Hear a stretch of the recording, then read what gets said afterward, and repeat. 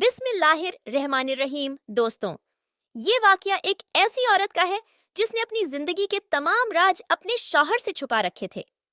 इस औरत का शौहर कहता है कि शादी के 2 दिन बाद ही मेरी बीवी का इंतकाल हो गया। जब मैं बीवी को दफनाने लगा तो काले रंग की बिल्लियां मेरी बीवी की कब्र के आसपास घूम रही थीं। मुझे लगा ये बिल्लियां यही रहती होगी।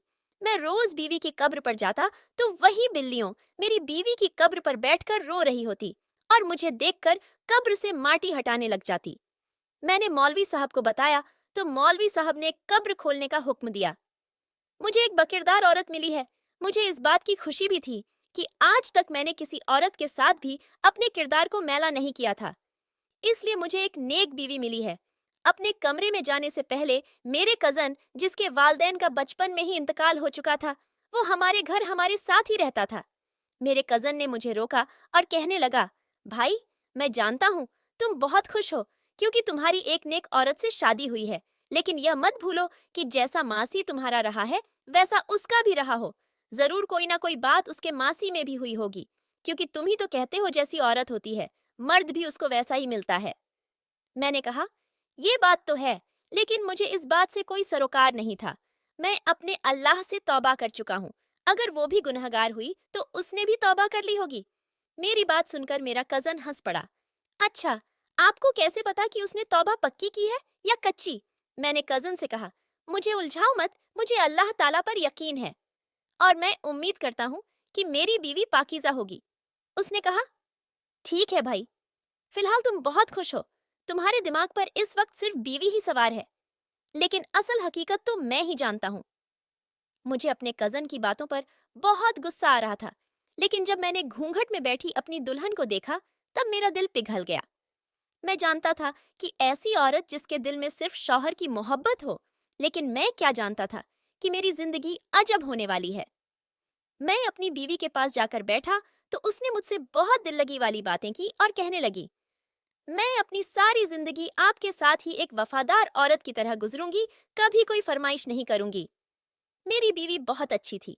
मैंने उसे मुंह दिखाई का गिफ्ट दिया। मैं भी उसका दिल जीत चुका था। लेकिन सुबह सवेरे ही दरवाजे पर दस्तक हुई। मैंने दरवाजा खोला तो सामने कोई नहीं था। मैं हैरान हो गया कि कमरे का दरवाजा खुद ब खुद कैसे बज सकता है। दरवाजा बजाना तो इंसान का काम है। यह देखकर मुझे बड़ी हैरत हुई। मैंने अपनी बीवी को यह बात बताई तो वो भी सोच में पड़ गई, बल्कि उसके चेहरे पर हजार रंग आए और गुजर गए, जैसा कि वह बहुत ज्यादा परेशान हो। तब वह कहने लगी, किसी इंसान ने दरवाजा बजाया होगा। हो सकता है किसी ने हमारे साथ मजाक किया हो। मुझे अंदाजा नहीं था कि यह काम किसने किया है। मेरी बीवी जब कमरे से बाहर आई तो उसने जायनमाज बिछाकर नमाज पढ़ना शुरू कर दिया। मैं अपनी बीवी के किरदार पर फिदा हो गया। इतने में मेरी अम्मा आई, मुझसे कहने लगी, बेटा, एक मसला हो गया है, वह सिर्फ तुम ही हल कर सकते हो। मैं सुनकर परेशान हो गया कि क्या मसला हो सकता है। अम्मा ने कहा कि घर में से सारा राशन चोरी हो गया है, एक भी चीज खाने को नहीं है। तुम्हारी बीवी के कदम अच्छे नहीं। पता नहीं कौन हमारे किचन से खाने का सारा सामान उठा कर ले गया। लगता है कि किसी ने चोरी की है। अम्मा की बात सुनकर मुझे अजीब सा लगा। अम्मा, आजकल राशन कौन चोरी करता है? मेरी बात सुनकर अम्मा ने मुझे कहा, ज्यादा भाषण मत दो। मुझे पता है कि यह सब कुछ तुम्हारी बीवी की वजह से हुआ है। जाओ और जाकर सारा राशन लेकर आओ, नाश्ता भी बनाना है। मैं अपनी अम्मा के कहने पर बाजार चला गया। खाने पीने का सारा सामान लिया और जैसे ही मैं घर के करीब आया तो मुझे घर से चीखों की आवाज सुनाई दी। मैं बड़ा परेशान हुआ कि यह चीख किसी औरत की लगती थी, जैसे मेरी बीवी चीख रही हो। मैंने जल्दी से घर का दरवाजा बजाया, लेकिन किसी ने दरवाजा नहीं खोला। मुझे सख्त परेशानी होने लगी। मैंने दरवाजे पर जोर जोर से लाते मारना शुरू कर दी, लेकिन घर के अंदर से दरवाजा किसी ने नहीं खोला। फिर मैंने अम्मी को कॉल की, कजन को भी फोन किया, लेकिन किसी ने मेरे फोन का जवाब नहीं दिया। फिर अचानक अम्मा ने दरवाजा खोला। मैं उन पर बरस पड़ा। अम्मा, दरवाजा क्यों नहीं खोल रही थी? मैं कितनी देर से बाहर खड़ा हूँ, आपको पता नहीं था? आपने ही तो मुझे राशन लेने के लिए भेजा था। और ये अंदर से आवाजें किसकी आ रही थी? क्या आप लोगों ने मेरी बीवी शाजिया को कुछ कहा है? नहीं बेटा, हमने तुम्हारी बीवी को क्या कहना है। मैं वॉशरूम में थी, इसलिए देर हो गई। यह कहकर वह अंदर चली गई, लेकिन वह मुझसे नजरें नहीं मिल पा रही थी। लगता था जैसे वह मुझसे कोई बात छुपा रही हो। मैं फौरन अपने कमरे में आया। मैंने देखा मेरी बीवी भी पुरसुकून अंदाज में बैठी हुई थी। मैंने अपनी बीवी से पूछा कि क्या हुआ है। कहने लगी, कोई बात नहीं, यहाँ तो ऐसा कुछ नहीं हुआ। मैंने कहा कि मैं कब का दरवाजा बज रहा हूँ, तुमने दरवाजा क्यों नहीं खोला। कहने लगी, गलती हो गई, आइंदा मैं दरवाजा खोल दूंगी।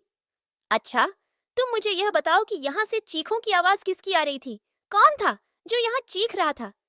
मेरी बीवी ने घबराकर कहा, मैं कुछ नहीं जानती, लेकिन तुम मुझे ये तो बता सकती हो कि ये आवाज किसकी थी, और मैं अच्छी तरह जानता हूँ कि ये आवाजें हमारे घर के अंदर से ही आ रही थीं। जी, आपको ऐसा लगा होगा, लेकिन ऐसा कुछ नहीं है। मैं अपनी बीवी की बातें सुनकर खुद बड़ा हैरान हुआ। खैर, मैं राशन लेकर आया तो नाश्ता बनाते हुए देर हो गई, लेकिन मेरी बीवी को अपने कमरे से गए हुए तकरीबन 1 घंटा हो चुका था और अभी तक वह किचन से नहीं आई थी। मुझे लगा मुझे अब जाकर देखना चाहिए, क्योंकि उसका पहला दिन था कि अम्मा ने कहा था कि मैं तुम्हारी बीवी के कोई नखरे नहीं उठा सकती, मैं खुद बीमार रहती हूँ। वह घर की सफाई और खाने पीने का खुद इंतजाम करेगी। इसलिए मेरी बीवी शादी के पहले दिन ही उठकर नाश्ता बना रही थी, लेकिन 1 घंटा हो गया था। मैं उसको किचन में जाकर देखना चाहता था, लेकिन जैसे ही मैं कमरे का दरवाजा उठकर खोलने लगा तो देखा दरवाजा बाहर से बंद था। मुझे बड़ी हैरत हुई कि दरवाजा किसने बंद कर दिया। मैं दरवाजे के ऊपर मुक्के मारने लगा, लेकिन दरवाजा किसी ने नहीं खोला। मैंने अपने कजन को फोन किया और कहा, मेरे कमरे का दरवाजा खोलो। वह आया और उसने दरवाजा खोला और मुझे कहने लगा, दरवाजा तो पहले से खुला हुआ था। मैं फौरन किचन में गया, देखा तो मेरी बीवी आराम से नाश्ता बना रही थी। दरवाजा बंद होने की वजह से मैंने अपना सारा गुस्सा अपने कजन पर निकाल दिया। मेरी बातें सुनकर मेरा कजन हंस पड़ा और बोला, भाई, मैं तो आपको अक्लमंद समझता था। मैंने सोचा था कि आप यह बात खुद समझ जाएंगे, लेकिन आपको तो हर बात खोल खोल कर बताना पड़ेगी। मैं कहने लगा, क्या मतलब है?